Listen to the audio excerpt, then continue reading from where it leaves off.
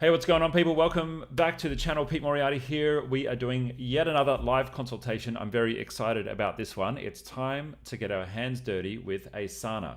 Now, I don't know exactly what we're going to cover today, except that my guest is Milan. He's back for another round with me live, and he said that he's having some challenges in their business as it scales, and they want to get more efficient with how they're using Asana. Now, it's a video production company helping support YouTubers to grow their channels, and we, recommend you consider their business if you're someone who wants to be a creator, if you're someone who, maybe want to even make stuff for social media and put it out there.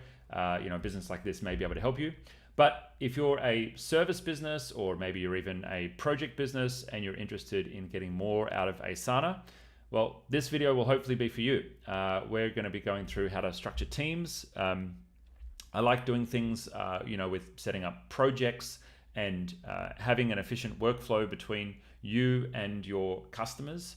And so if you're interested in learning some of the ways that I think and how you can build stuff in Asana, hopefully this is going to be useful.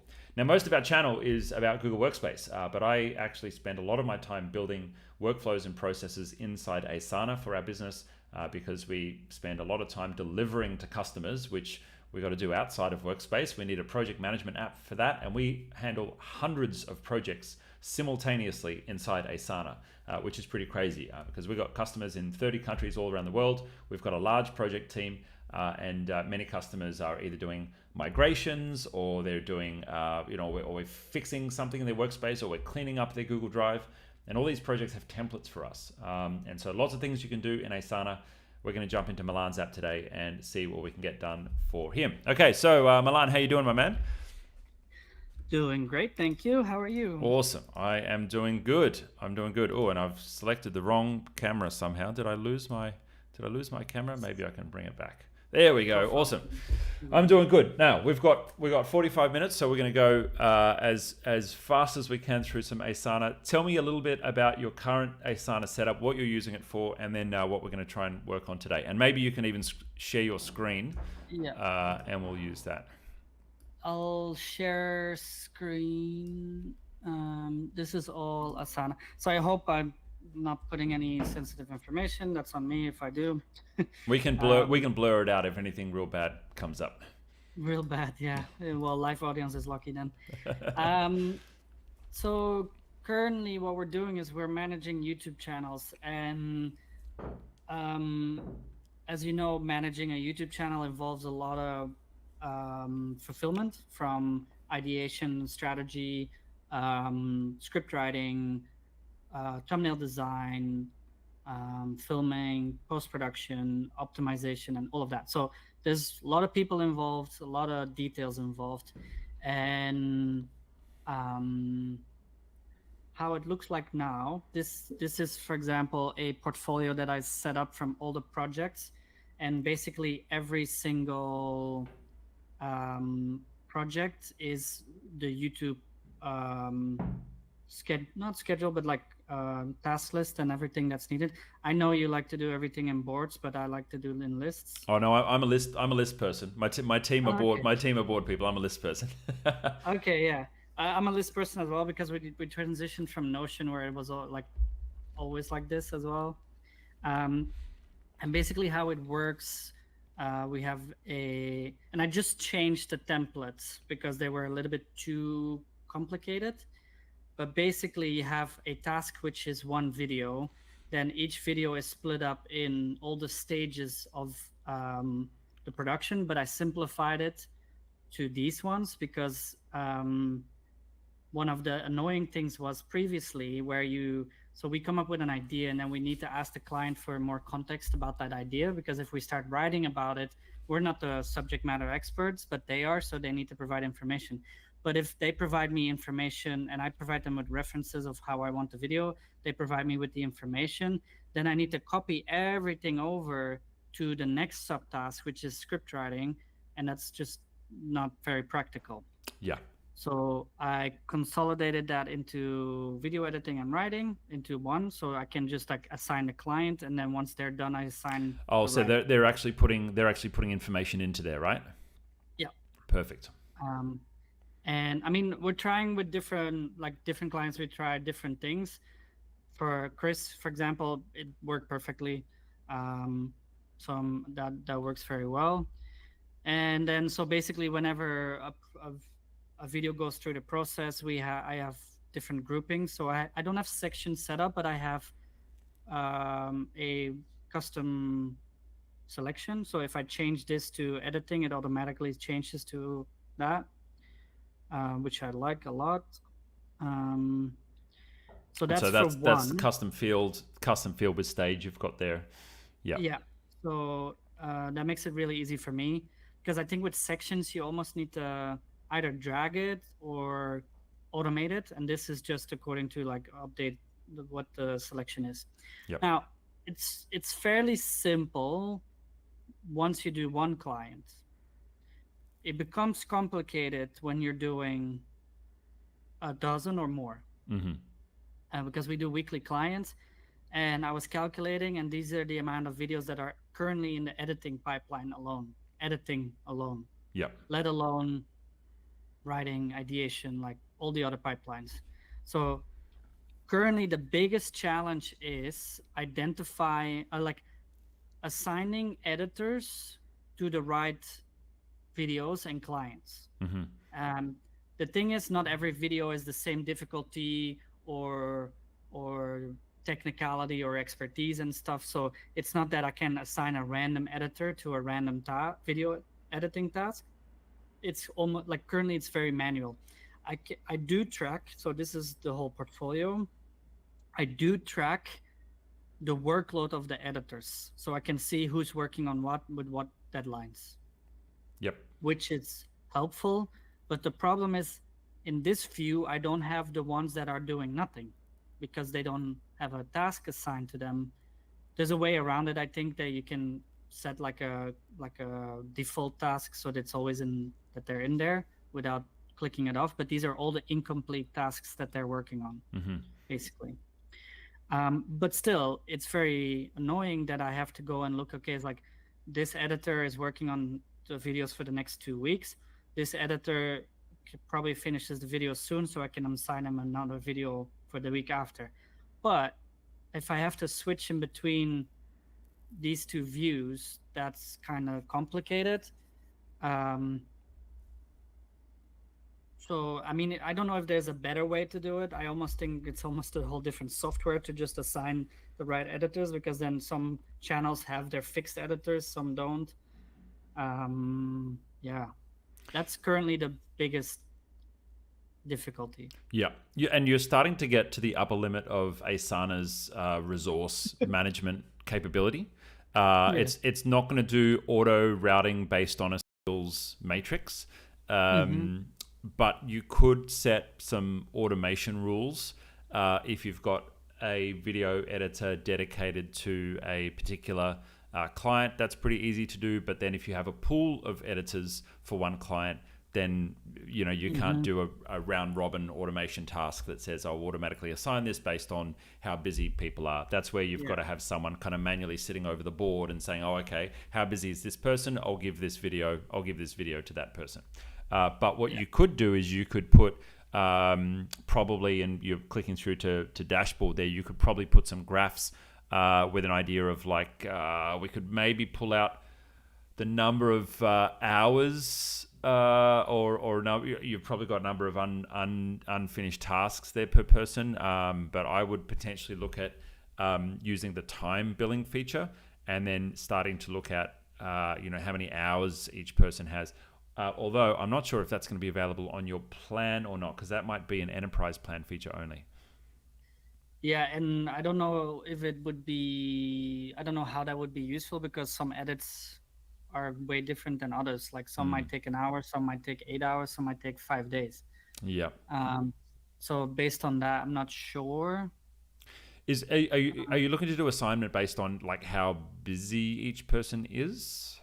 Well, so on average, every video is the same on average. Okay. The averages, but you just said there's different categories for different types. So do you have categories like, I don't know, is a short 4 hours, and a like a medium length video is 20 hours. Yeah, I guess so. It's also that again, subject matter is important because we have clients in vastly different niches, from forex trading to SEO agencies to SaaS tools to just regular productivity coaches to whatever, personal brands.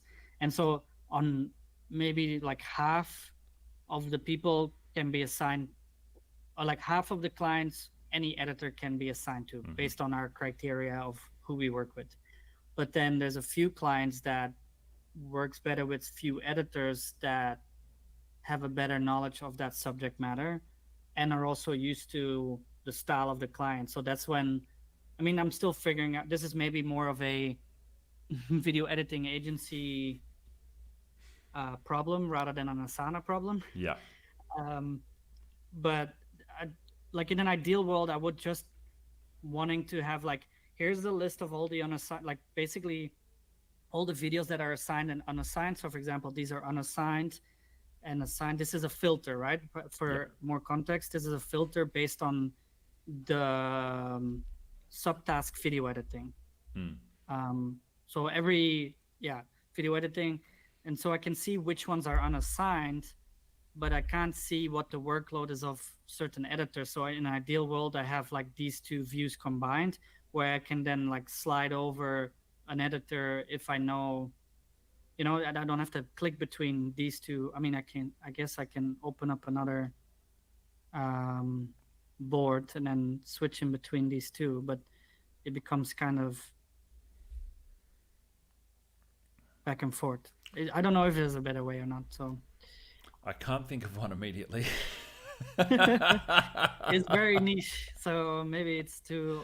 Yeah, I can think of a better way to set up the statuses, and that would be cross-posting to one main production project, and then you could filter and look just for unassigned. Is there a reason you're showing the assigned videos alongside the unassigned ones here, or is it just that you haven't set the filter to filter out ones that are assigned? These are all the video edits in progress. Yeah. Meaning assigned and unassigned, and then this is the workload of the editors. So this is. Is there a reason you're not just filtering for like unassigned, or you just want to keep all video edits in process in one place? There's no reason. It's just also an experiment of like, see what happens here. But I mean, in a way, it's also useful because, for example, this client has multiple weeks in advance. That means that if there's an unassigned video, I don't need to assign soon. I see. I know that there is like, or I can see that the same edit. I mean, I don't know. I'm just trying things, to be honest. Yeah. But yeah. Also, in an ideal world, I know that these should be filled out with a start and end date. So I can see the overlap, but I mean, it's kind of clear enough knowing that he's editing multiple videos. It's not that there's like 16 edits in the pipeline for one guy. Yeah. So I can do my own calculations in a way. Yeah. Maybe this way, yeah. Weekly. Yeah, nice. That shows it. So if you don't have time billing on the plan, one thing that is nice with time billing, and everyone's obviously got to be diligent in putting in the hours, is you'll start to get averages on production time.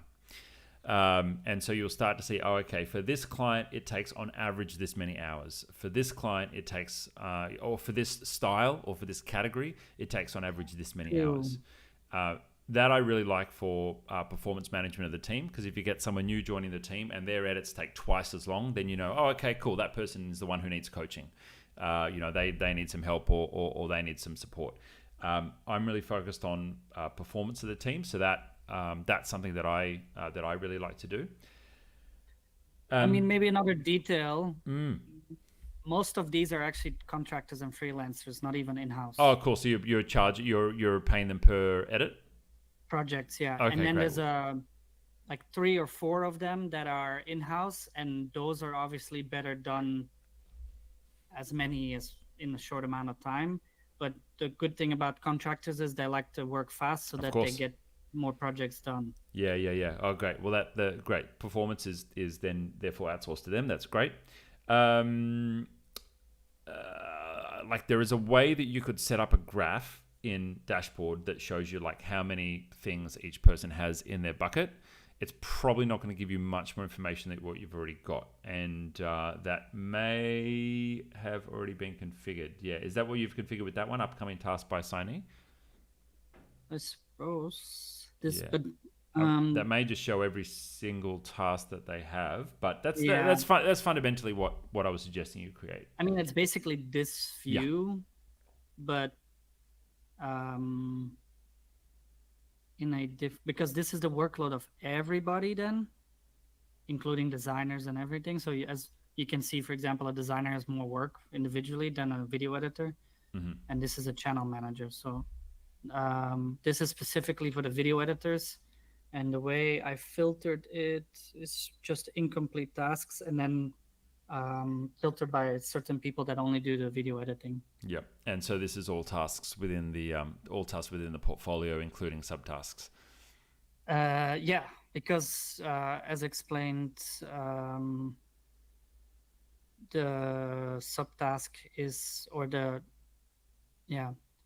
and I mean there's a difference in content type. So we have talking heads and short form content. So based on that, but it's also batched. So it's very like we have different shorts editors than long form editors. So it's the short form editors are easy to manage. It's more the long form editors. But yeah. Okay. Wow.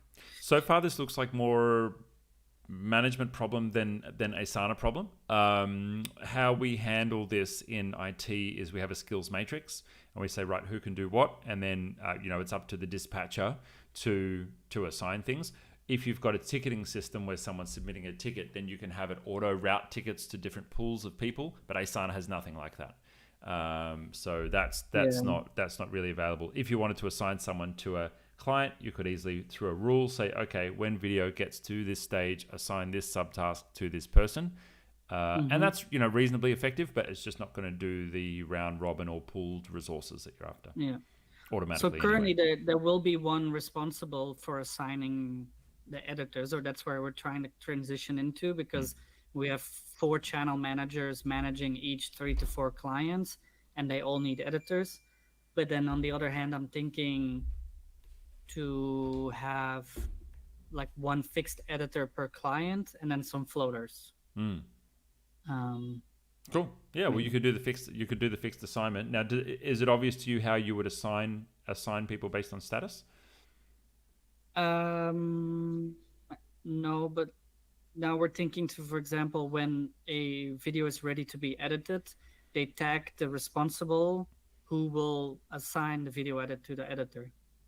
Yep, that's one way of doing it. There's also an automatic way that I'll show you. So we have things set up slightly.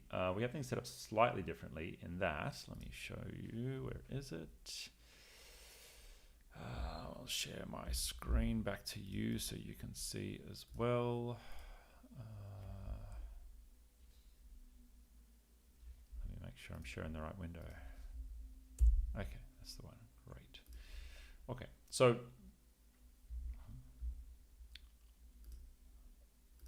and I wonder if I can hide my screen. No, I can't, but that's all right. Okay. Maybe I'll even show off mine first.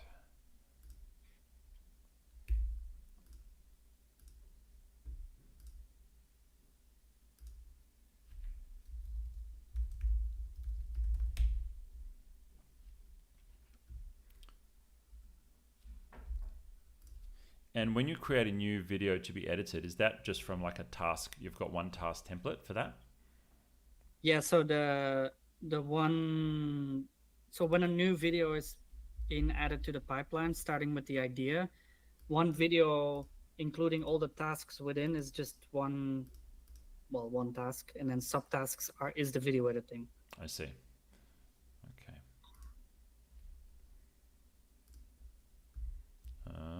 No. I'm trying to get Asana to work without it.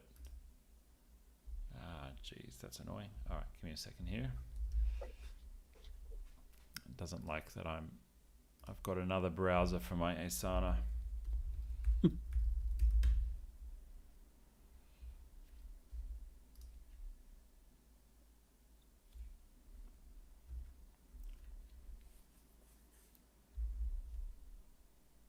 Oh boy, did that? Oh no, it's bumping me to the other. It's bumping me back to my other browser. That is. Well, you're the Google Workspace genius. Supremely annoying. It only seems to do it in this Chrome profile. This one Chrome profile doesn't let me sign in. I don't know if I need to like close the other window or something. Let's try again. Because I'm just asking it to open Gmail in a second tab. No, see, it's pulling me over to another one. Okay, that's fine. I will just very quickly share my screen to you. Present something else. Okay. So on our production board, we've got one task per video. Goes through from start to finish. Let me create a test task here. And you'll see it's got pretty similar other fields to you. So, different types of content. We've got short form, long form, medium form, the channel that it's being produced for, what business entity it's going out to. For some reason, my Asana's a bit slow today. Another one. Gee, we're really having tech gremlins. Well, this might be the most helpful for people, because when that stuff happens, that needs to be solved. Yeah, well, this looks like an Asana bug. It doesn't like. I think it's because our app is so big. Like we got 12, 13 years of history in here. Here we go. And I think sometimes when it's like doing task operations, it just bugs out. My new video. Cool. So we're creating a video here, and we happen to use sections, but technically you could trigger any of this with a field as well if you wanted to. When you've got things configured in fields, it's effectively the same as having these different sections. But personally, I like the sections there for the views because I can open and close them, and I can save. Let's say, all right, I don't want to look at segmenting. I don't want to look at active production. I can hit save view, and I can save the view like that. Anyway, but let's open this one and let's refresh. Cool. Okay. So we'll go through and we'll set all of our fields and whatnot. The task doesn't have anything in it. We, instead of using a task template, will actually trigger the template based on the section that it's in. And we kind of build it out through automation rules. So we'll say, right, when a video gets to X section, then you will add the appropriate fields, add the appropriate subtasks. So for example, once we move it into, we've got to remember which ones actually trigger it now. Maybe it's segmenting. Let's have a look here if this is the one that's running something. Definitely going to assign it to someone. Don't think there's any subtasks yet. Okay, let's look if production gives us a subtask. One of these will give us the right subtask, and start adding subtasks in there. We should get one running 2 rules. Okay, hopefully that creates a subtask. Let's see. But the point being that you can obviously assign it to the right person. You can create a subtask and you can assign that subtask.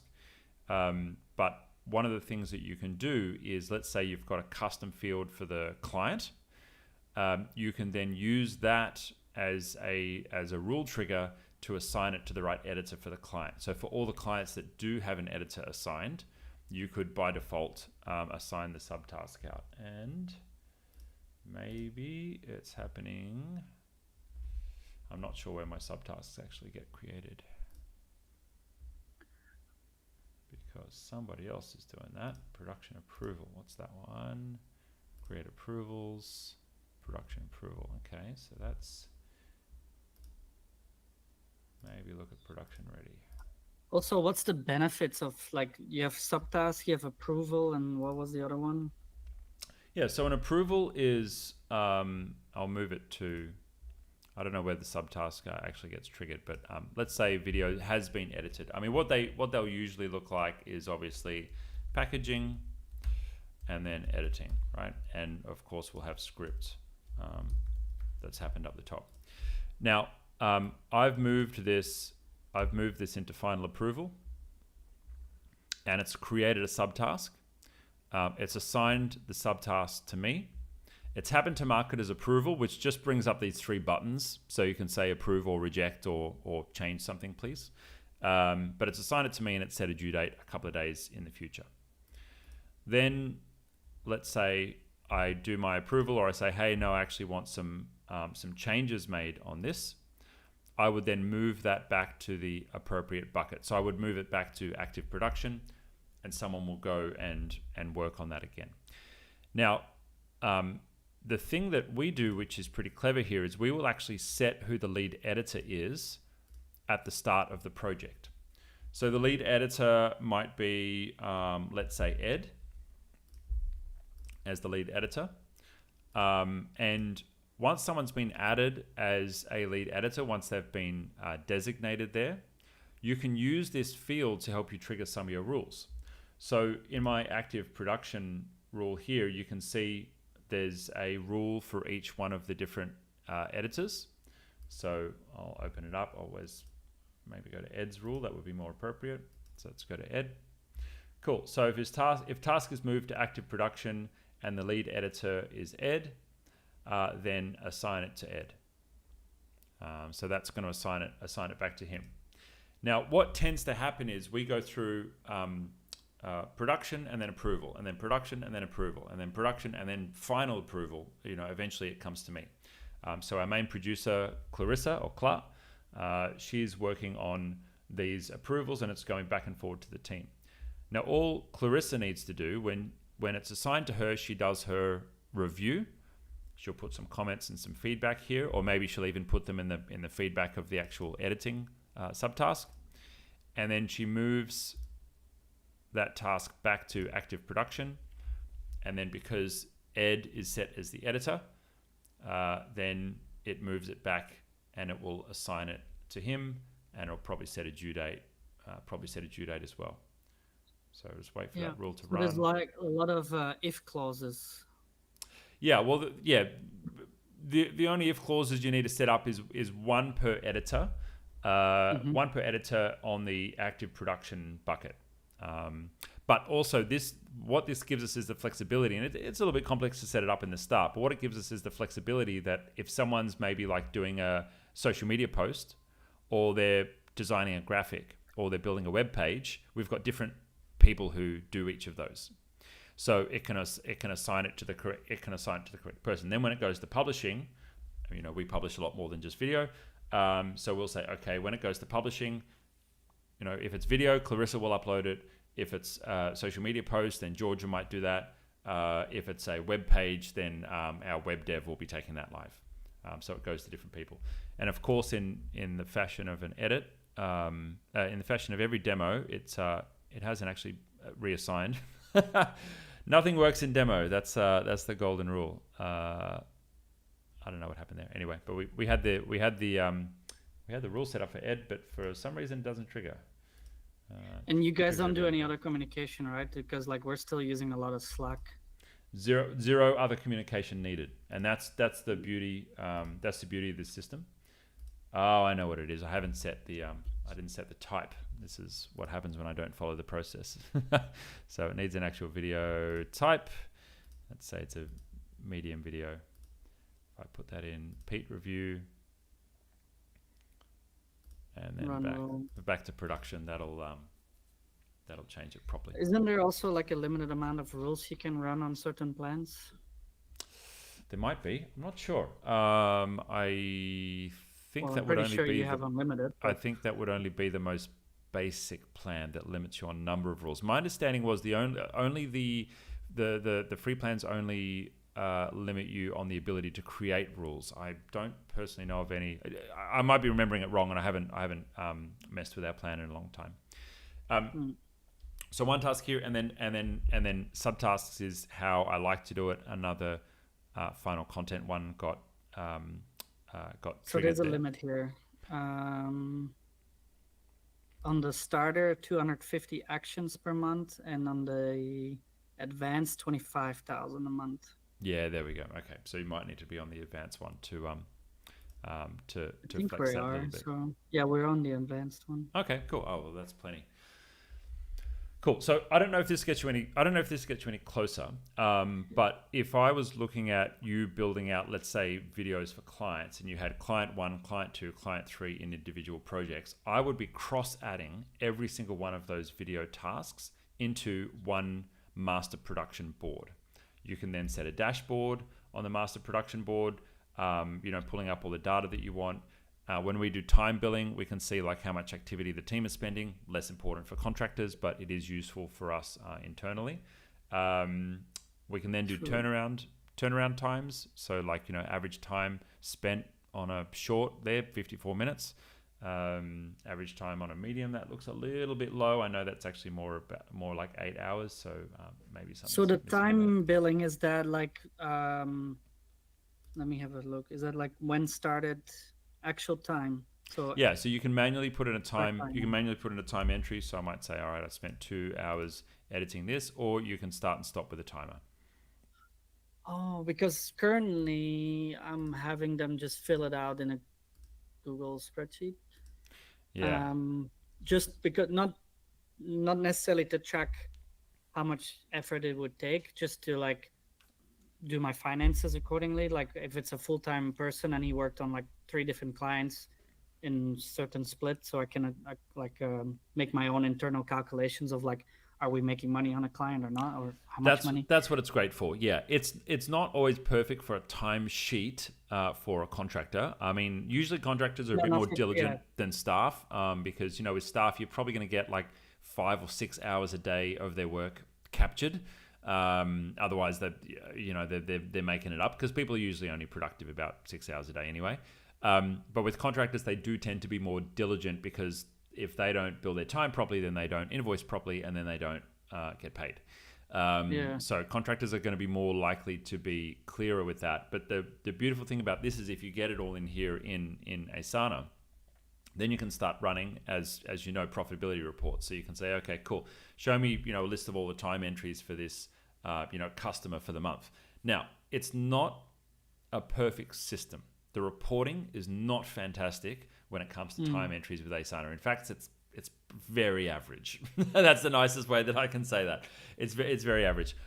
We have pulled all of the time entries out of the API, which is a manual process, which is how we get more accurate reporting out of that. But what we find it's most useful for is if, let's say, for example, I go into a dashboard that I've made for myself, I can go and look at and say, okay, in the last 90 days, how many hours have I spent in each one of these projects? And you'll be able to do the same thing. So you'll be able to see right here in Asana, okay, how many hours have actually been billed per client? And based on the number of hours that have been billed per client, and you know what you're charging that client, then you get an idea of what your cost base is. Assuming your cost base is reasonably consistent across the different editors that you're using.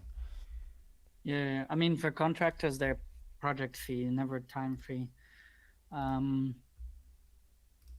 But this gives me some ideas though. And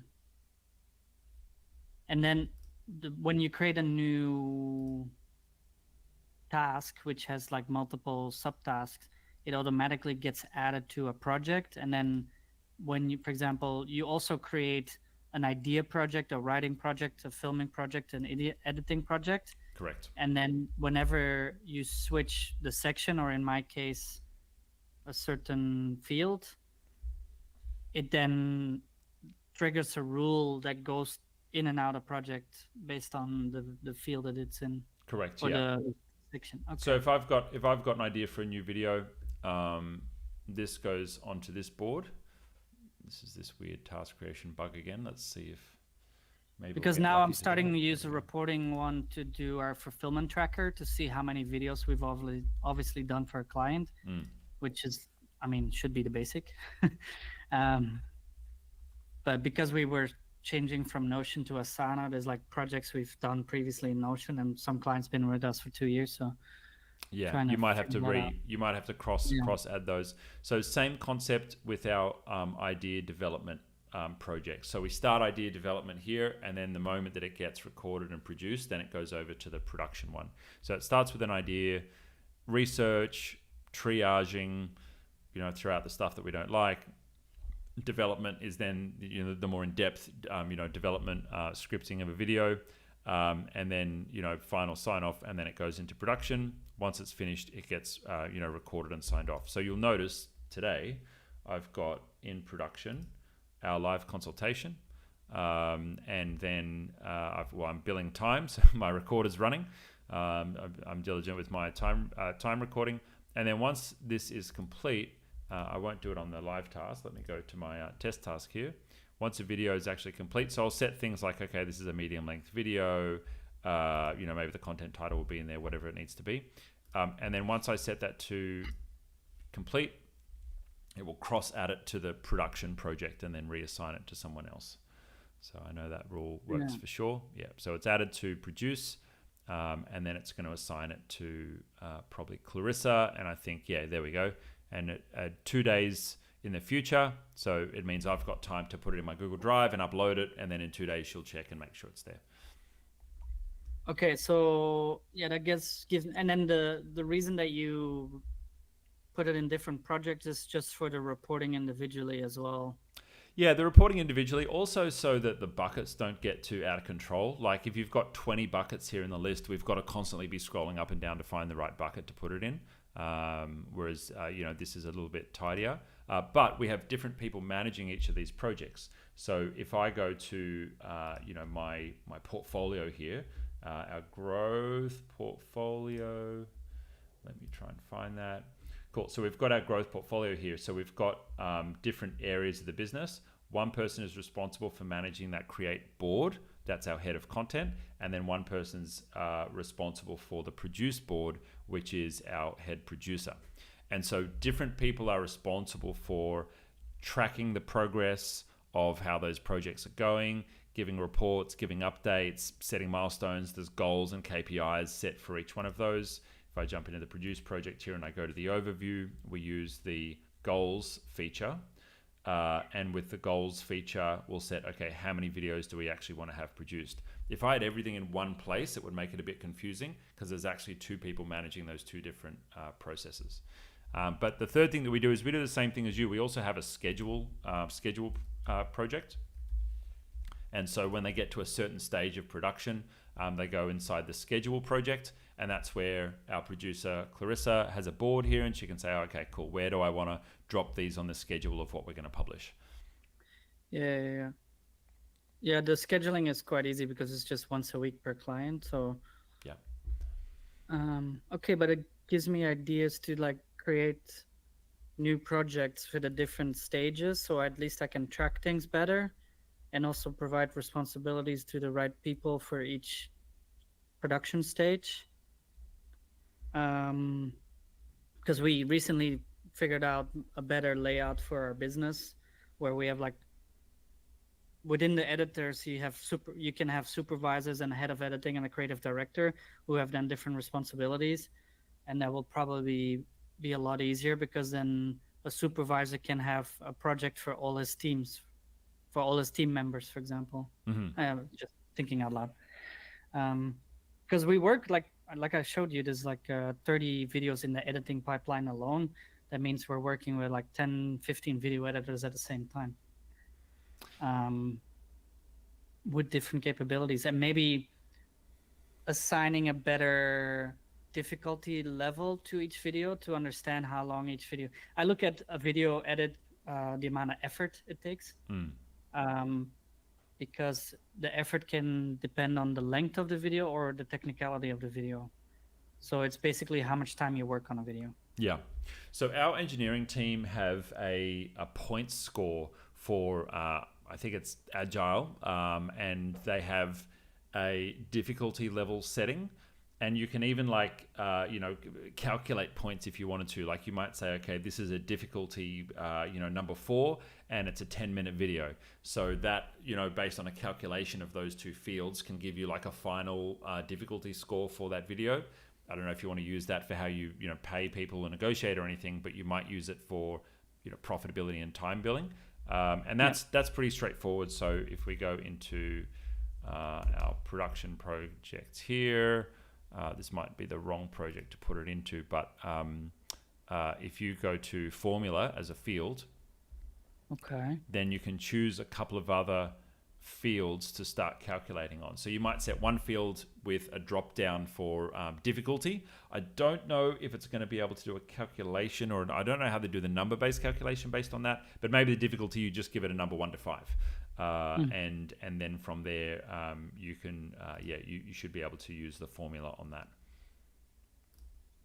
Okay, that might be interesting as well, because then I can judge my internal editors better, because like if they do 4 videos but you don't know if it's like 4 hard videos or 4 easy videos within a month or whatever time frame, although I can judge it based on the years of experience doing all that stuff. But cool. And can you maybe share as well like a better, like how you use goals effectively Sure. within projects? Yeah, it's one of the pretty, let me see here, present something else. A bit of a pain switching back and forth through Windows. I'm going to have to work out this login thing. Okay. So easiest one is to go into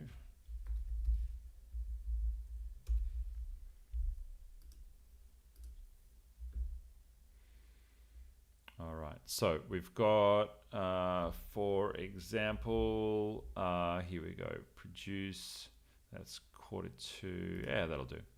Cool. So we've got a goal. The goal has a number. This one happens to be, all right, we want to produce 24 medium videos, and you give status updates along the way as you work towards achieving the goal. The nice thing is you can have this roll up to a parent goal. So that one was for an individual person.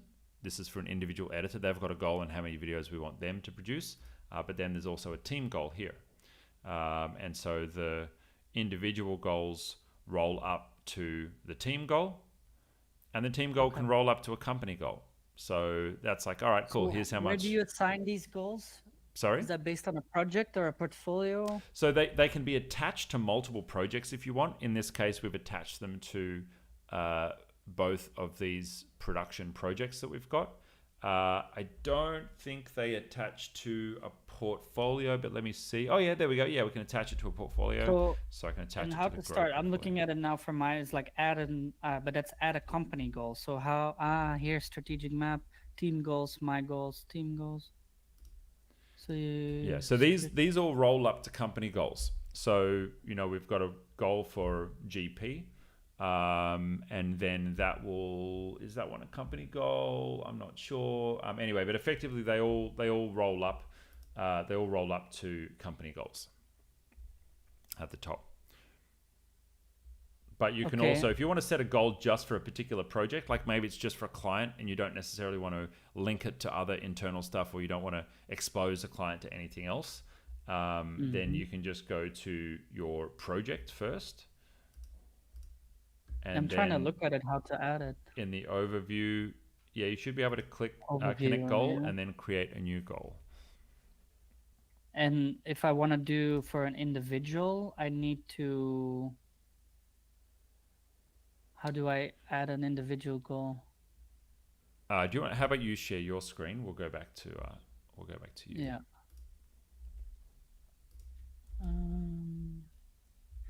So if I go goals here, these are I have no goals so far. Yeah. So do you want a goal for the company, or do you want a goal for individual projects like a client? This is also interesting, it seems. Yeah, I've not looked at this yet, but it's just like a visualization of all the goals and how they're connected to each other. Oh yeah, We'll very yeah, visual. come back to that one. So, do you want to do a goal for like a customer or a goal for an individual? An individual editor, for example, my Individual editor. in-house editor, and he needs to do at least 8 a month. Okay, cool. We'll probably put that in team goals then. So if you click on create a goal, yeah, blank. Great. So produce 8 videos per month.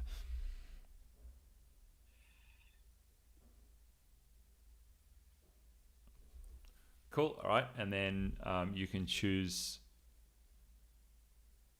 There we go. Limitation of guests. Nice. Okay, All right. good to Assign know. it to yourself for now, and then you'll get an idea. Cool. Yep. So you can put it at the company level or just at the team level if you want. Let's do company. Cool. And members is So like now I can... anyone else who should follow it, and it looks like that's internal only as well. So, Okay. Yep. Well, that shows how cheap we are now and only using.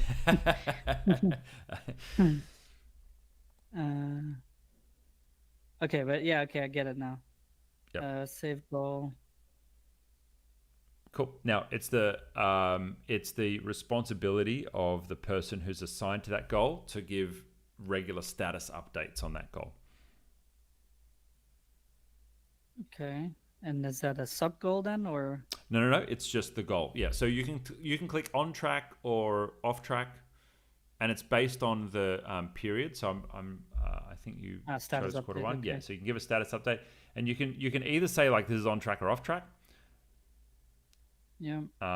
Yeah. But I don't think we configured any number fields. So let's go back to the goal, and we'll configure some number fields.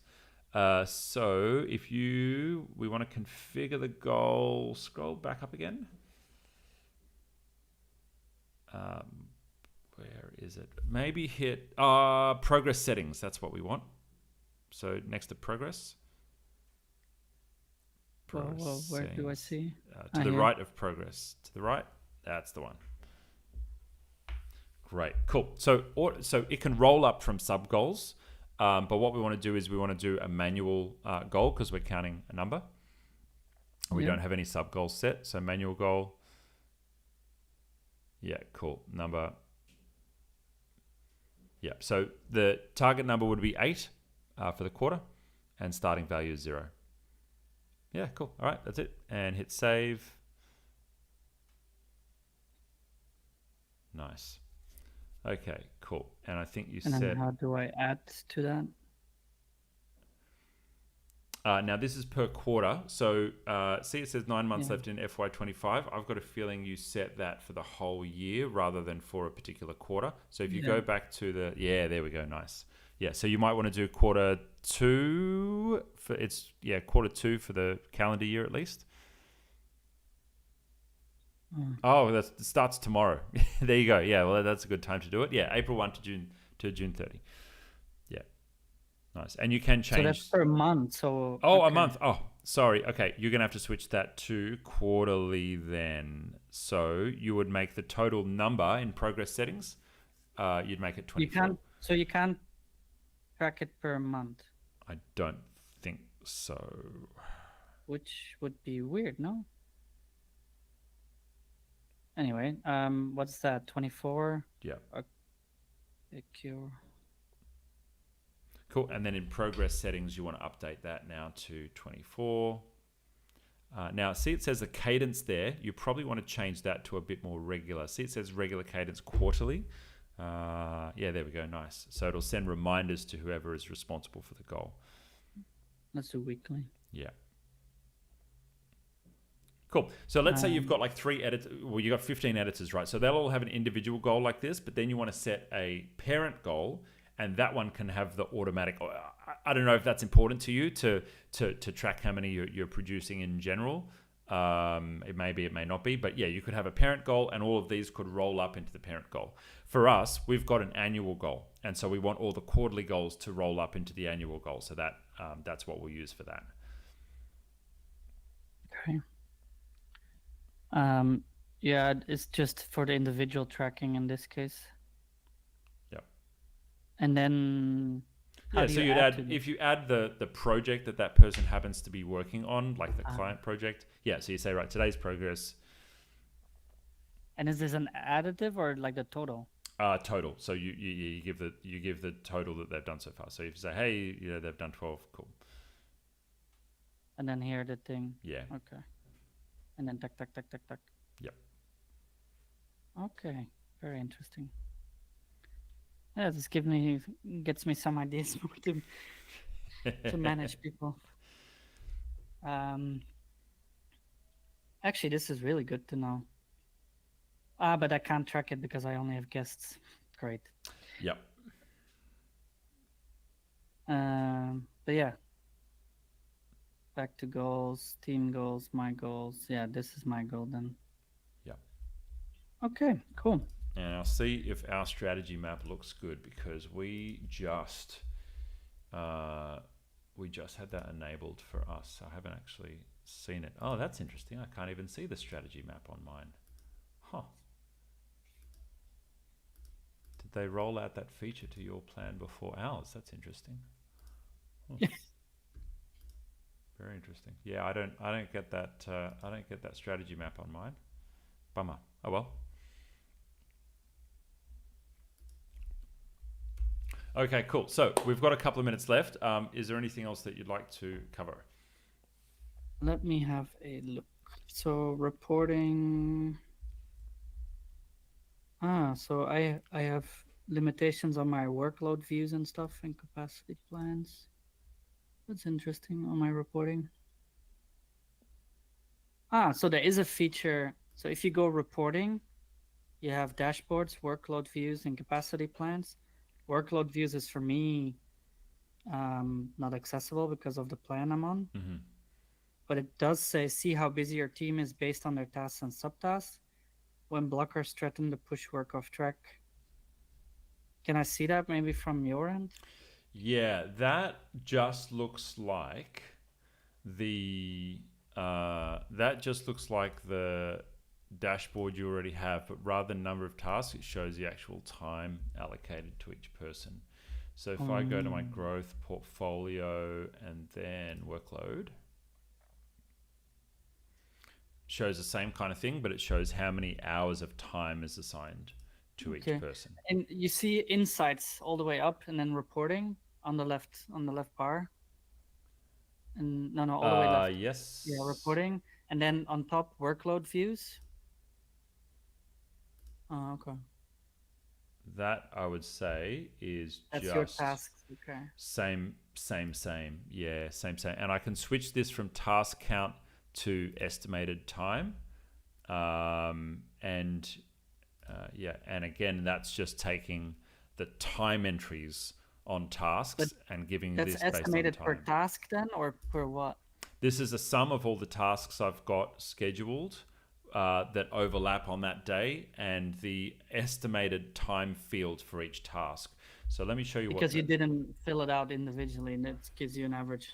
Correct. Yeah. And if you've got, like, the other weird thing which makes this not great is if you've got a task that's going over like a month, it'll just take the total hours, like 10 hours, let's say, and chop it up, 30 times and spread it all out. So it's not particularly sophisticated. You can tell I don't use it. Like I don't even really go to that screen. The main reason we go to let me try and find here if it's still in the inbox here, that we go to using time billing is we'll say, all right, this is a medium video, so we think it's going to be like 8 to 12 hours, right, in the estimated time. Oops, that was actual. So in the estimated time, let's say, okay, it's 8 hours estimated time to get this done. And the most important thing for us is like, well, how many hours did it actually take against the hours that we estimated it would take?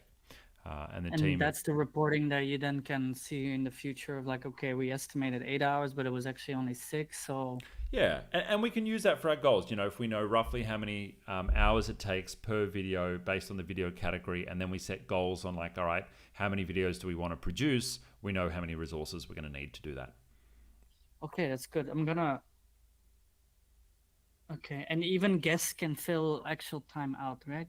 I doubt guests would be able to fill out time. Well, I'm a guest in yours, so let me go and look let me go and look at a task. Hold on, can I see? Do you want to assign? Because it would just be good to learn about, indeed, like certain clients, what the average time is for a video edit and which then the average effort is. And then Yeah. based on that, I can negotiate with people. Like now I negotiate based on my knowledge of all of that. Gut feel. Well, I guess you yeah. could pull it together from your contractors manually for now, right? Like what you could do is you could go to your contractors and from their timesheets work out what client they worked on and map it that way. So that's a manual way of doing it. I mean, this would be a luxury for you to upgrade to the next Asana plan, which is probably the base enterprise plan, and then have everyone doing their time billing here. Not everyone loves doing time billing. Like that's a challenge in itself to get people to do accurate time billing. With contractors, you can say, hey, you don't get paid, and if you don't do it. And then you got to question the accuracy as well, because not everyone's particularly accurate with it. They might say it took longer than it actually did. For a contractor, I don't know why they would say that, but for staff, they're certainly incentivized to say that it took longer than it did. Well, for contractors, sometimes they might say like it took longer than it did, so they can be paid more for the next one. Yeah. Which is also it's actually counterproductive, because I would say like, oh, I would pay more if you're faster. Yeah, well, yeah, and that works. And the advantage you have is you have data, and that's why I like having data. Yeah, I love data. So even if I don't know yet what I'm gonna do with it, I just want a data set so I can create conclusions later. Of course, and then you've got 15 editors, so you can immediately see who the outliers are, and that's useful. Kick them out or train them up. Yeah, manage them. Yeah. Okay. Oh wow, a lot of people will hate this, but for me, it's a fun thing. That's what I'll make the video title. A lot of people will hate this, but for us, it's a fun thing. For us nerds, it works. A lot of people will hate this. What managers do in Asana, revealed in this live stream. Yeah, I mean, it's funny. One of our clients is SaaS tool, which Connect Team is a manager tool and part of it is, it's funny because they told us like, oh, we don't want to create content about micromanaging employees, but that's kind of what we do. Yeah. It's interesting. Like we have decided not to track what people do on their computers. Most people with work from home teams do. Most people with teams in the Philippines do. It's just part of that like process outsourcing type thing. It takes a lot of overhead with KPIs, management, good leaders, building good rapport with a team to do without monitoring. I think the easy solution is to just monitor everything, but we think that people are going to feel more empowered if they're trusted. And eventually you get someone that takes the piss, but overall, for the most part, I prefer doing things this way. Yeah, it's funny. I'm currently hiring more channel managers, and the specification is like, okay, it's full time, which means 40 hours a week. But then on the interview call, I tell them like, okay, I expect you to do 3 or 4 clients within that full time period. And then there's like, oh, are you tracking time? I was like, no, I just want results. Yeah. And then I see them light up, because it's like, oh, so if I work harder in lesser time, I can do more work. And it's like, in the end of the day, I don't care how long you work on a task. I mean, as long as you do your KPIs, basically. Yeah. Well, it's just, I'm also more than willing to pay more if you can do more within the same time as somebody else does it. I'm curious to see how that scales, because it's always curious to see, like, does that work at 10x, where you are now, or can you filter for those that are maybe trying to cheat the system somehow? But when we have good systems, these things should fall out by themselves. Yeah, I mean, I'm currently it's still kind of manageable, but I just did the calculations and we doubled in the last 6 months. And if we double again in the next 6 months, then it's like, okay, how I'm gonna manage that? Good times. We'll just keep doing consults. No, you've got to wrap up now. quarter past, right? No, I canceled it. It's fine. Oh, okay. Oh, great. Okay, cool. Oh, we can go for another hour then if you want. What else do you want to do? What else?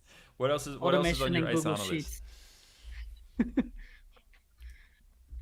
No, All right, Asana. you got your custom Yeah. fields. I think you got the rules there. Do you want to do like the cross adding of projects and build like a master production project, or you're pretty comfortable I'm you'll gonna do that myself. You're gonna do that yourself. I Okay. am gonna implement that, and I'm gonna implement time billing, Cool. not billing, well, time tracking, Yep. just to see how much effort. And I'll play around with, if you have an example, or like maybe after this, like how your team does it, of like difficulty X time, and then that gives you then an effort score, because I look at a video editing based on effort, and that is then time times complexity. I'm gonna go and find it now. and Disclaimer. and I mean, this is a dream that I always had as an editor. When I was freelancing, I was like, how do I charge my clients based on a video editing? And I came in my mind up with the time it takes to edit, the difficulty it takes to edit, because it can be more complex, but I can do it. Then the third factor is, how much do I like editing it? Because if I really like the topic and everything, I can do it way quicker than it is a topic that I hate. That's just me. So it's like an effort score, or an effort scale. Well, what we have here is I've just pulled up the engineering board. I didn't build this. The team built this, but we'll try and work out what they're doing. So they have a task point here. I see it I'm not sure why they also have a task point twice. Yeah. number here, but it does look like it's rolling up points from Oh, it's subtasks. sums. Is it sum? You can add a sum to your tasks. Correct? Oh yeah, yeah. So once you've got numbers in there, you can add sum, average, and all that kind of thing as well, which is pretty nice. They have here the sections that they're using to manage what engineering teams use as a sprint. So I think that's a week or 2 weeks for a sprint. And they know the capacity of the team based on the number of people that they have, and therefore they know what the total points should be. Now, this task point does not look like it's calculated. That looks like that's manually set, but I'm assuming that is based on, we've got effort level, risk level, amount of time required, complexity, and they're then deciding what the task point is there. I don't think you can calculate points based on these other No, it's manually. word-based fields, but they're however they are, they're doing a task point there. And then I assume on the dashboard, here we go. Well, that's something I literally geek about now. Yeah, there you go. Well, that's basically what you're after, right? And then current points by assignee, so you can see like who's currently got X number of points. This looks 500 points in total, so I think 170 points is a lot. Maybe that's just like total bucket size for these guys. Some graphs that I end up creating, I'll do things like filter. Based on this, I can also calculate bonuses. Yeah, if you wanted to. Because then it's like, how fast were you? How little reviews were needed? So a revision score, and the quality of it. So time, quality, and then quality has revisions and just how good, and then performance. One of my favorite fields is this field that I created called turnaround, and I'll show you the formula for it. And then I want to show you some time billing reports in dashboard as well that I really like, and you can copy those. So if I filter for completed tasks, when a task gets completed, it will update this turnaround score. And the turnaround is says there it's a function, but it's an automatic calculation of the time between the task being created and the task being marked as complete. Mm-hmm. So that gives you an automatic turn, and no one can trick that. It's like an automatic. And then, if you reopen it, then you close it again. I assume it uses the later of the two completed timeframes. But that's cool, because you can say, okay, cool. Based on the turnaround time, I could create a graph on the dashboard and say, show me average turnaround per person, per assignee, and that would give you an average time turnaround for the tasks that are on their list. So that's really nice one. Now I've got a feeling their dashboard is full because they're complaining that there's a limit on the number of graphs you can create on a dashboard. And I think you can only make one dashboard per project. Yeah, which is a bummer. Okay, yeah, so that's what they were complaining about with that. That's a funny. That's a weird limitation. It is an odd limitation. I think maybe these use too much processing power, and you know, in the back end of Asana, it starts causing problems. But let's say, for example, I could probably fit one more on my production board. Where's my dashboard here? The thing is, I get why you do it, but I'm not sure if it would work for us, because it's like we might stack tasks for coming weeks. So a video next week and the week after, I might assign those videos together. And what would be, and how would that cause a problem? Well, I mean, because it's not, the way we assign is never consistent, because, for example, our clients batch their recording, then in the beginning of the month they might send us 4 videos, and then so that 4th video is only due in the last week of that month. Oh, I see. But we already assign it, so it's like sitting idle for 3 weeks. You would have the producer. You would have the producer own like the main task, but then the subtask of editing. You know, maybe you only trigger the edit task when it goes into editing, and that's one advantage of. Let me save this, and I'll come back to it. That's one advantage of the way that we've set up this produce task here. I've got to also, there's a limitation in rules according to subtasks, right? Like you can't add rules to subtasks. That's what I remember. Was you can very create complicated. subtasks, but you can't necessarily trigger stuff in subtasks. But Asana are building a lot there, so I'd say if it's not available now, it might become available. They're doing a lot around the workflow building stuff. But what you might do in that case, where customer gives you 4 raw videos, and you don't want to give them all to an editor now and then hurt their KPI, is you would leave them in the status like a production ready status, and then when they've finished one, then you trigger the editing task, and then you put it in their bucket from there. I mean, this is very specific, but once the first one is approved, it automatically triggers the next one to start. That would be too specific, right? I think you could probably do that with a rule that says when you would assign one as the what's it called, the dependency, and then when one is complete, I think there's a rule trigger that says when a task is no longer blocked. So and can you set a dependency on a specific task, or is it? Oh yeah, you can. Yeah. Yep. I can demo that if you want. I got 2 more things to show you, and then let me come back to that. now we're getting into the good stuff. Out, and I think maybe people start clicking off now. Well, who knows? Anyway, at least it's fun for us. That's all that matters. Okay, so I've created a little graph here. Average turnaround by assignee. So that's basically what you can pull. So by assignee, turnaround average. And yeah, we could say like in days or in hours if you want to specify. Oh, that's probably a bit long, in days.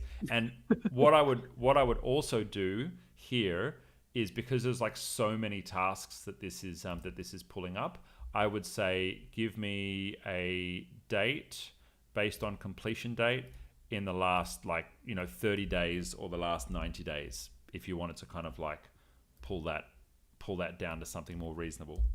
I don't know why it's got so. I think a lot are just assigned to this person. Cool. So completed within the last. And you might want to do another filter, because every now and again you have a task that's completed from like 2 years ago, and it gives just like a wild turnaround time. So I would also say custom field assigned in the last. Yeah, or created in the last. Yeah, created in the last 90 days. Can I re-add it? It might not let me re-add that as a filter again. Ooh, okay. Well, maybe I have to do custom field.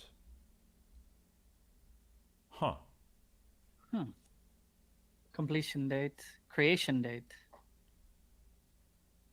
under date. Creation date. Oh, there we go. Okay.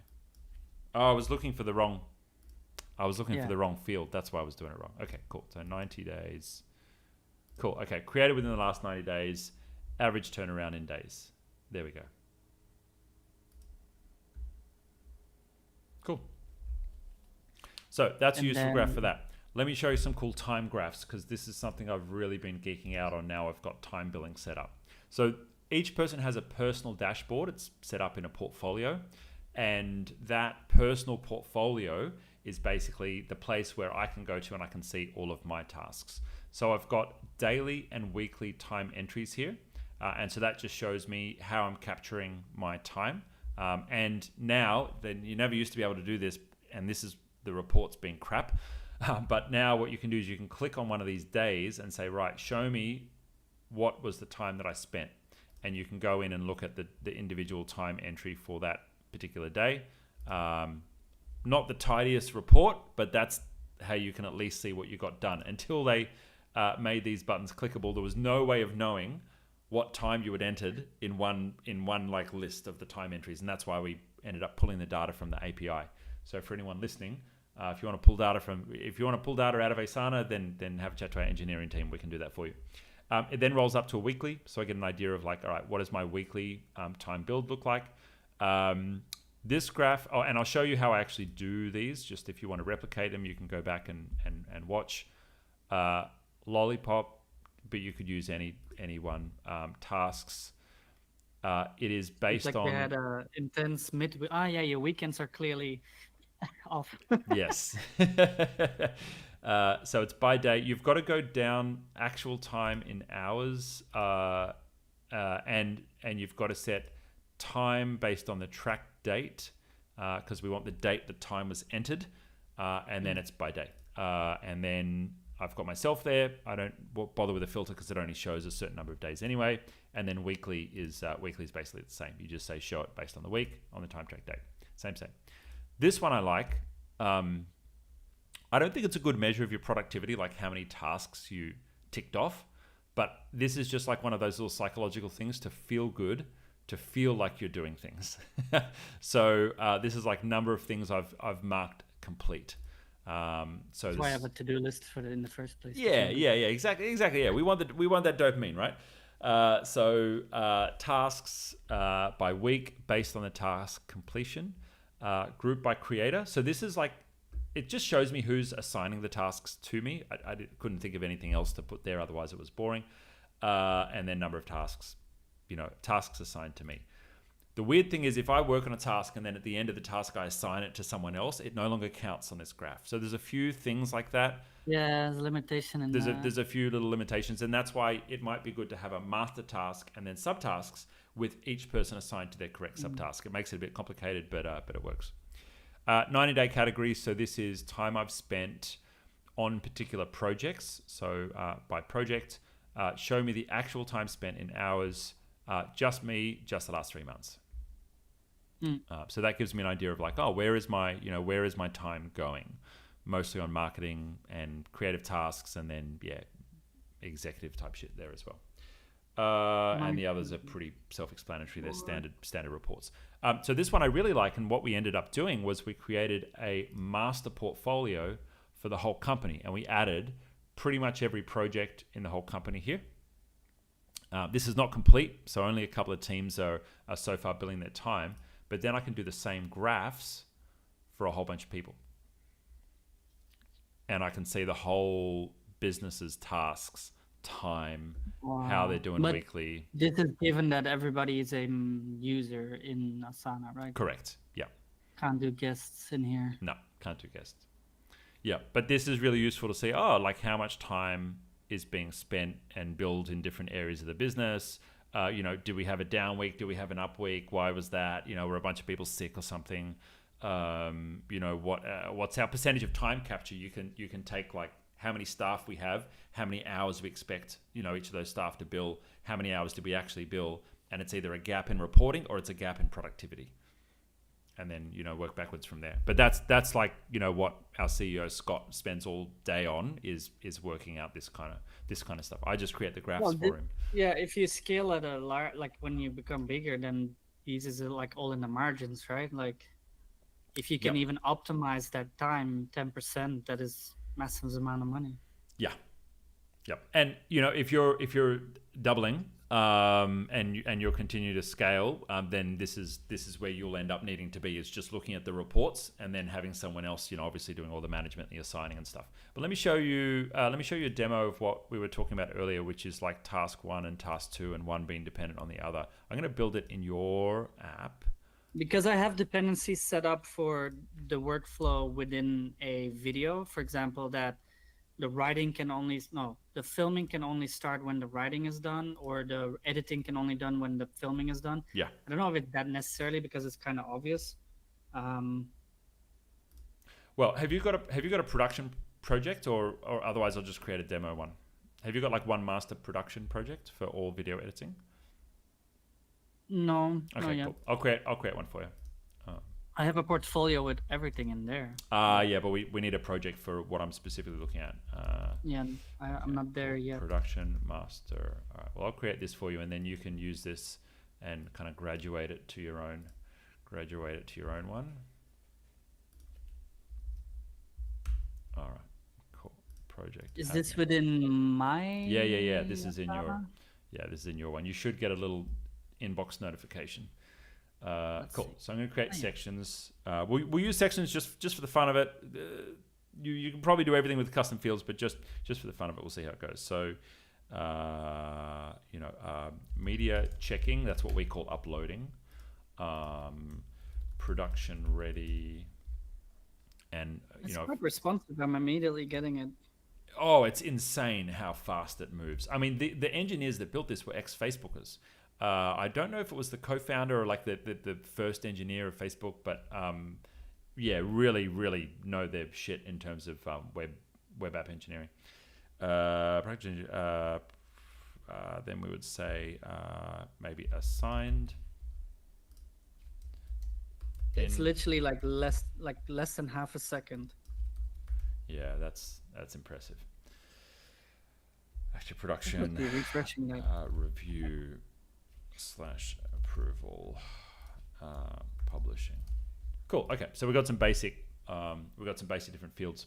So let's say we've got video 1, video 2, video 3, and video 2 we want to make dependent on video 1, and then video 3 dependent on video 2.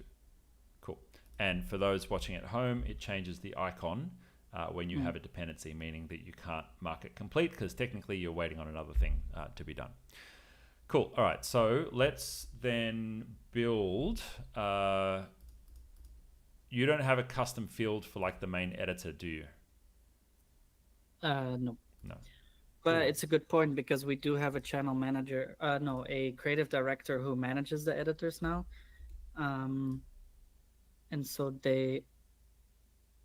I think as a guest, you can't do anything customized. That's one of the. I just noticed that. I literally don't have the ability to create fields, but that's I gave you access as a user though. But maybe I gave you the wrong. Although you're project admin, which are you? Yeah, you're using that one. So you're project admin, but you can't. If I'm a user of your Asana, then it should work. But maybe I'm still a guest. I can't remember. I was trying to do this myself the other day in another app, and I don't know how to graduate a guest into a user. So let's not. So I invited you, but how do I make you a member? I don't know. Because I have a free member slot. Don't worry, I couldn't find it in 5 minutes myself the other day. So if you find it, great. But I won't try and troubleshoot because I'm not that worried about it. But if you create a custom field for me, I just need one custom field, call it editor, and use the person field. Field. Yeah. So create new. Editor. Yeah. And then field type. Person is the field type, or people. Yeah. And then if you add it to this production master project, hey, nice, great. Okay, cool. So I won't assign an editor just yet on those, but we will start using them.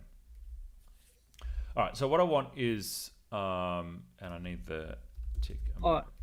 Quick question. Yeah. So I have subtasks, which is video editing within that video, right? Yes. And it's really annoying because I assigned the video editor to the video editing subtask, but can you then relay that information to a field here to show editor?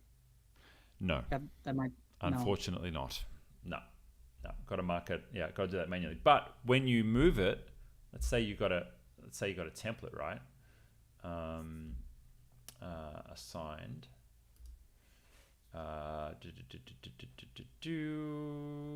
So does it make sense for me to have subtasks, or is it more sense to just have that one task and in whatever phase it is? I would recommend It is- subtasks. It's because at the moment you start doing time billing, you can get individual time billing for the individual tasks, which is really useful and important. And it's tidier when you're like moving back and forward between different people. And if people want to have a conversation about editing, you don't want to like slam the inbox of everyone who's following the main task as well. Good point. Yeah, with all the collaborators and stuff. Okay, so I'm just trying to conceptualize this in my head. The problem is like I also can't create rules because I'm not a user as well. So I might have to walk you through it. But what I'm thinking is let me map this out, and you can help my thinking just to make sure I've got it right. What I'm thinking is, so video number 1 is in active production, and let's say that video number 2 and video number 3 have been checked, and they're sitting in production ready. And you will assign an editor to them at that point. So let's say Milan, you're the editor, right?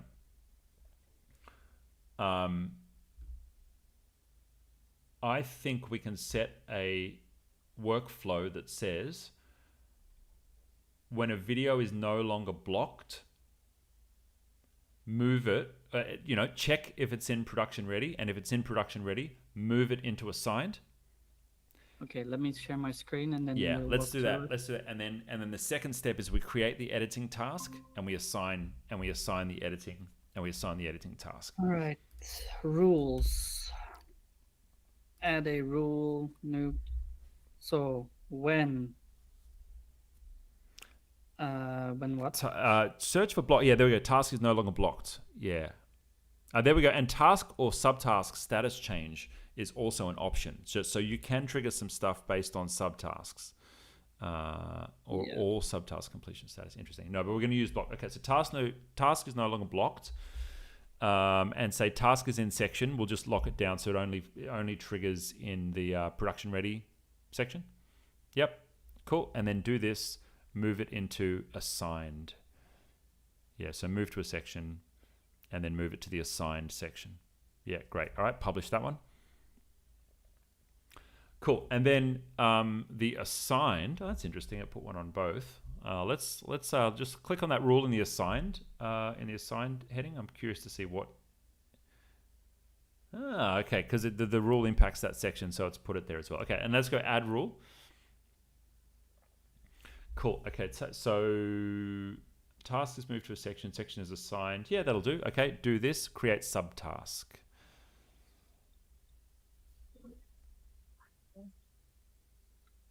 Cool. And then the subtask, call it editing or edit video, whatever you normally call it. Yeah, video. Great. And then let's click into that task. I wonder if we can pull the assignee from a custom. So if you click the little pencil on the right-hand side, it should let you go into it. Cool. Click assignee. I wonder if it can pull the assignee in from a custom field. Assign task to variable assignee. Ooh, I haven't seen this before. Rule trigger, task creator, assignee.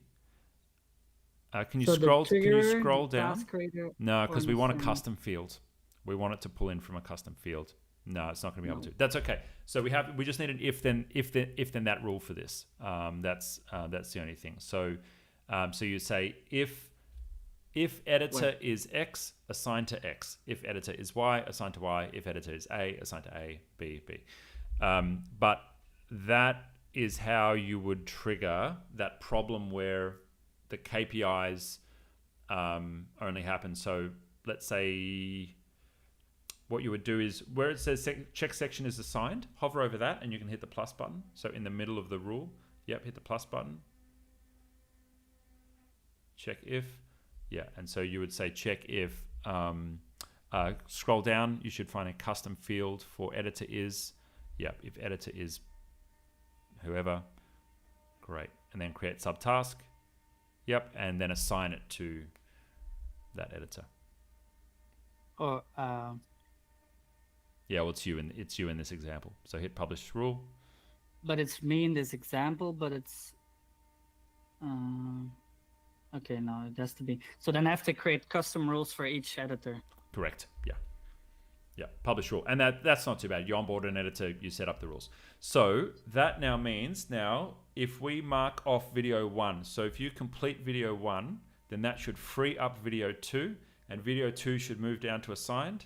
Yeah, there we go. And then open it up, see if it created a subtask under video 2. And then when I start the production, I move it myself. Created the subtask. Correct. Yeah. So now open up video 2. So imagine you're the editor, right? Scroll down a bit. You should see your edit task under there. Great. So it's your responsibility to then go up and move it from assigned into, scroll up a bit. Sorry, you got to go to the parent task. So you go to video 2. So you go to video 2 and then you move it from assigned to editing. Or active production, sorry. Assigned. Wait, what? So next to production master, next to the project, that's how you change buckets. That's how you change the what are they called? Sections. So where blue test production marker right in the middle, production master. There we go. Oh. Move it to active production.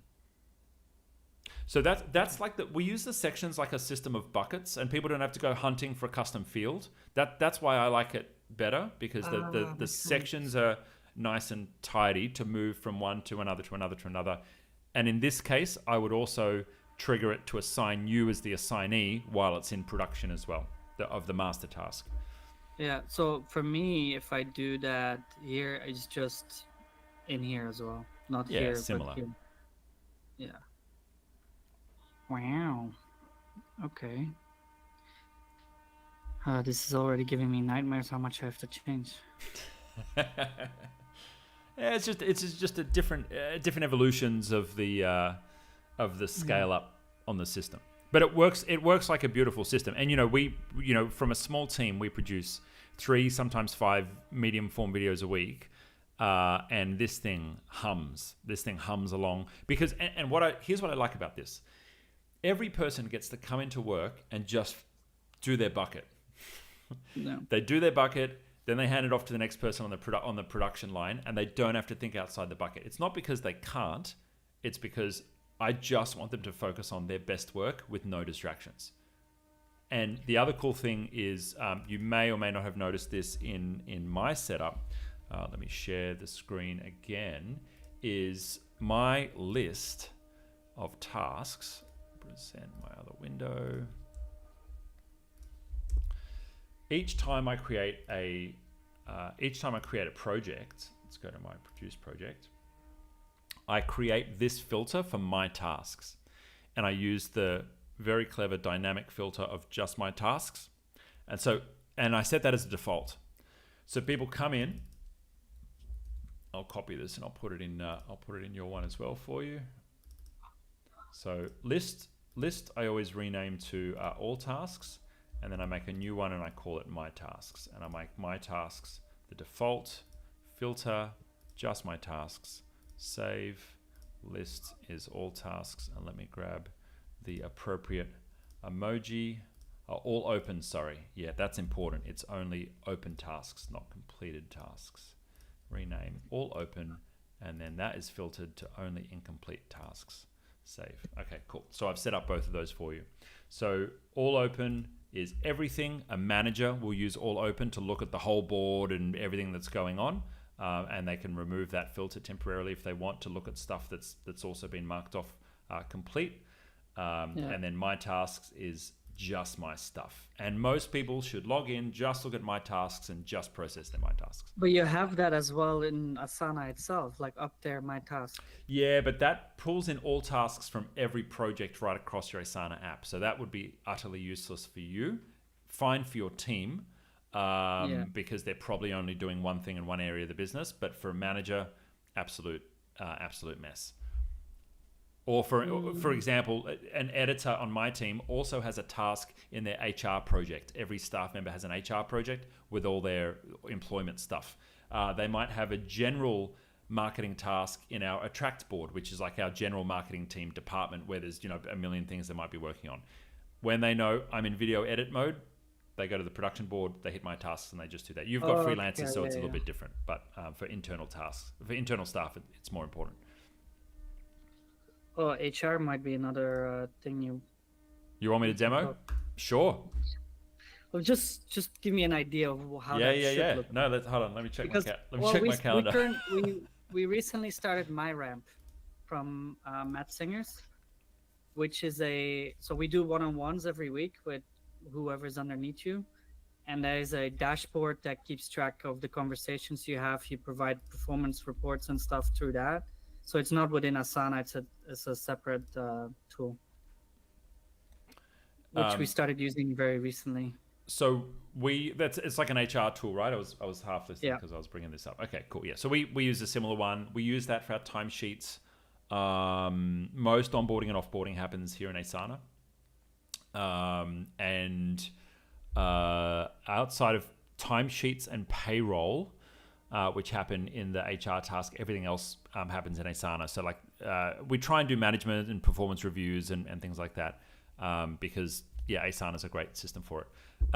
We have here, and some managers are better at keeping this up to date than others, but we have here like one portfolio which has got everyone. You can see there's a whole bunch of stuff that I can't see in here because I'm not shared with the individual projects. I just see the projects of the people that I manage or work with. So basically each person has a project as their personnel file. So there's an individual project per person. The reason we like doing this with a project rather than a task per person, when we were a small business, so if you've got like 3 people, a task per person is fine.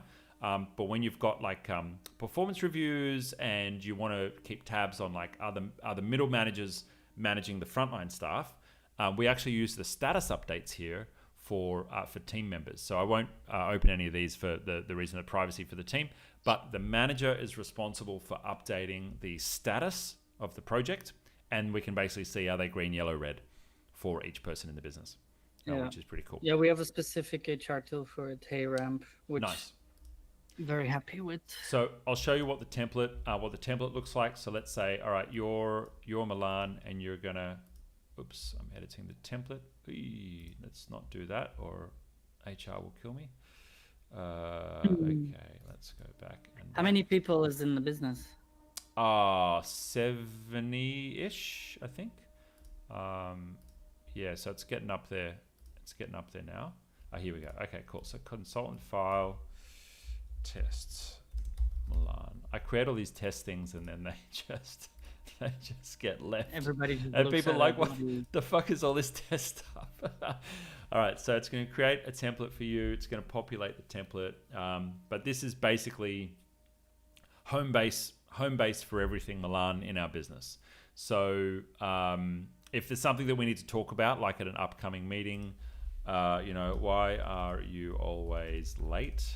Then we put a little task there, and then individual discussion can be had back and forward. This effectively works as like a work we have work history. You've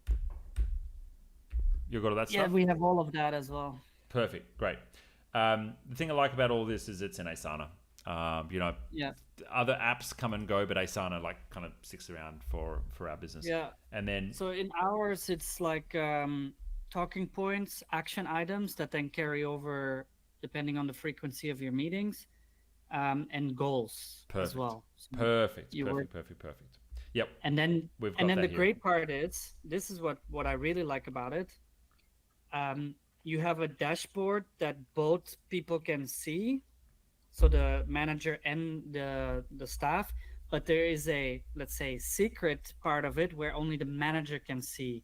So there's like keeping notes there, or like, that is not accessible. And then it also keeps track of, like, because you provide a score each week then during your one-on-ones, like it's performing, it's off track, it's overperforming, not over, but like exceeding expectations. and then creates like a graph over time how well they're doing. Right. Um, and I mean, it's really good. It's Perfect. Matt's tool actually. Perfect. We achieved the same thing with a private feedback files uh, um, uh, project, which is Uh-huh. only shared with HR and the board. That's it. And then there's an individual task, which is obviously not shared with the person that the task is about. Yeah. And the private feedback happens in there. But we can have a like a subtask of this one that we do share with them if we want. Yeah. So Yeah, like that's smart. Yeah, yeah. And then also the other cool thing is because Matt's is all about disk, right? So the disk test can be done in that tool, and then so you can see your whole team, which disk profile they have. So then according to um your teams, like if you have a production team, that should be, I don't know if you're familiar with disk, there should be of DCs course, or SCs, yes, right? yeah, And then if you have yeah, a sales team, there should be ideas or DIs or something like yeah, that. yeah. And it's actually very curious because we started implementing Disk. I mean, I knew of Disk for a while, but we started implementing it, and now I'm interviewing people, and it's like, "Ooh, okay, how's that gonna clash with us?" Or like, You know what? it's very That is a great idea. I'm going to create a disc profile yeah. custom field. Yeah, let me share you the tool. Yeah, I've got to think of all the combinations now. People Oh watching no, this it's again. a I hope people watching this are in some way entertained yeah. or educated. There are 3 people watching the stream. There's 4 now. So if you're watching the stream and you're at least entertained or educated in This some is way, like a master class in running an agency. please let us know. Yeah. Uh, So this is I'm sharing now the tool, which is HeyRamp, and then here I can see the scores of the team, the average score of the team, but also individually the average score when the last one-on-one was, and each disk profile, and according to their team. So we have the video editing team who is managed by Sophia, and then I have all the people there. There's a lot of C's in there, some not, which is interesting. Um, and then all my management teams are D's. nice. Nice. Excellent. Except for one, and And you she has are the as most. well. You're probably DI, right? Yeah, DI, Yeah, yeah. yeah, thought so. Kind of. I changed though because I'm a lot of C as well, which is odd because I love this kind of stuff, which is very C. Very. Um, We're but we're then yeah, we're sales and marketing is pretty all much I's. exactly this. We're pretty much exactly the same. We think very similar. I'm technically ID, but they're quite close. Yeah, yeah. I don't know. I adapted, and it's also in different situations. I'm a very different person. Work related, I think work related more DC. But as a social being, it's an I. Just like I love talking to people and talking and smiling. So You got to have both. If you're an entrepreneur, you pretty much got to be ID or you DI. They're the only got to be a two. chameleon. Yeah. Like even an S, you need to have empathy and know how to deal with people. The part about understanding disc is how to do things, because I have a lack of empathy, for example. Like I have a lack of S, so I just know when if somebody is sick. I just, instead of saying like, oh, okay, just talk to me when you're better. And it's like, oh, I hope you feel better soon. Like, well, I had to learn that shit, especially as a business owner, because you're trying to build a rapport with your staff, and you don't want to be like a jerk. It's like, oh, my dad died. Like, oh, duh. Well, okay, who cares? It's like, oh, I'm so sorry. Is there anything you need? Like, yeah. Yeah. I mean, that's, I guess, being a good human being. How to human, yeah. How to But human. if you want to achieve certain things, you need to do these kind of things. Yeah. Um, We've got a comment on the stream. Thanks, Ali. Ali's one of our top fans actually, who said that she's listening while she works. So this is good, nerdy productivity stuff for her to listen to. Well, you are this welcome. is very All right, it nerdy. makes it worthwhile. I think Cool. we can do another live call on just like anything business.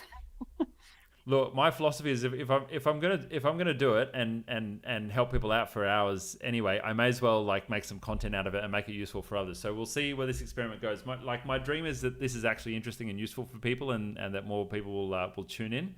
So yeah, we'll. I mean, we'll the keep good doing part it. is you can probably clip different HR. You can clip all. Well, who knows? That's what I hope. So just RIP my producer. Although I worked out in my little app, there's a button I can hit and it clips to a new recording, so I can automatically create markers for the team, which I will do in an upcoming stream. Sorry, Clarissa, she's got to listen to the whole 2 hours now and find the Been 2 bits hours.